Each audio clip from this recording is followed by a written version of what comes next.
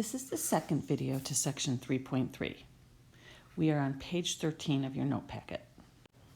Taking a look at the bulleted list above, a function is increasing on an open interval AB if the f of x1 is less than the f of x2, wherever a is less than x1, which is less than x2, which is less than b.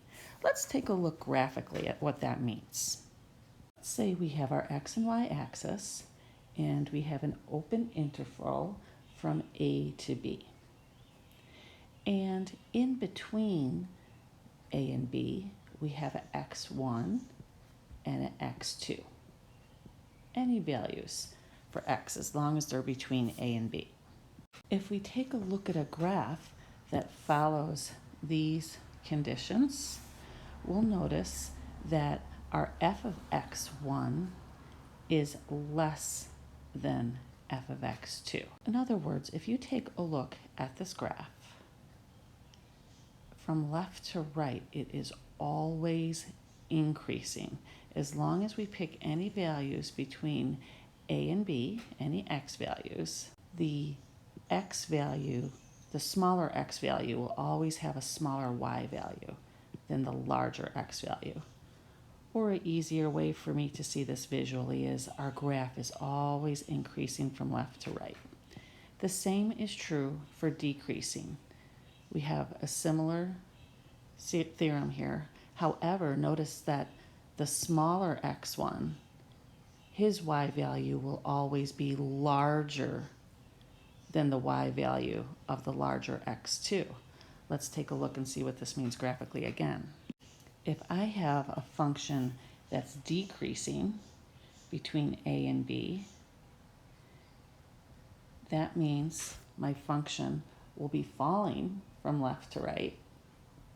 And again, if you notice the larger x value, that y value will be smaller than the y value of the smaller x value. So in other words, from left to right, our function, our graph, will always be falling.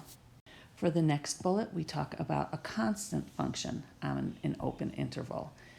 And the y values in a constant function will always be equal to each other. If we take a look at an example of a constant function, notice that the y values here are always equal to each other on the open interval. Let's take a look at number 4. We're asked to list where the function is increasing, decreasing, or constant. For increasing, I'm going to read my graph from left to right like I would read a book, and I want to find where my function is rising from left to right. So my x value here at the beginning is -2, and it looks like the function continues to rise from -2 all the way until this value. Now this value is x is 1. So we need to list this in terms of our x values. My function is increasing from -2 to 1. However, there's another place that this function is increasing. If we see at x equals 6, he is also rising, the function is also rising from left to right, and it appears to infinity. So that means my function is also increasing from 6 to infinity. Remember, I'm only using my x values in my interval notation, not my y values. Let's consider decreasing now.